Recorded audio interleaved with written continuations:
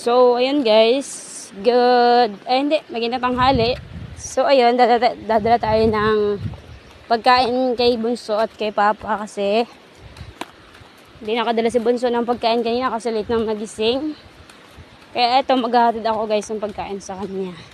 Then kay Papa naman, may trabaho siya dun sa may gumagawa sila dun sa may tulay. Kaya dadalan ko siya ng pagkain kasi mag-uwi pa nga naman. Mga din maglakad. Kaya ako na lang guys yung nagsasacrifice para magdala ng pagkain kay Papa. Pero kay Tutoy naman guys, hindi ako maglalakad magmumotor ako kasi sobrang layo din naman. Siguro kung maglalakad guys, ang oras hanggang dun, siguro lang. Pero estimated na yun guys.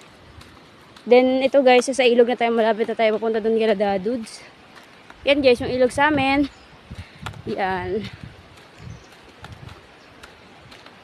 Maganda pa sana to guys kung malakas-lakas pa yung tubig kaso mahina na kasi naman tag-init ngayon guys. Pero mas okay yung tag-init kaysa tag-ulan, di ba? Yan guys. Oh. Ganda ng view guys. Tingnan nyo. Sobrang ganda ng view. Yan. Then ito yung daan papunta sa amin. And sumunod si Happy. Sasama daw siya maghatid. So ayun guys. Hanggang dito na lang. Bye-bye!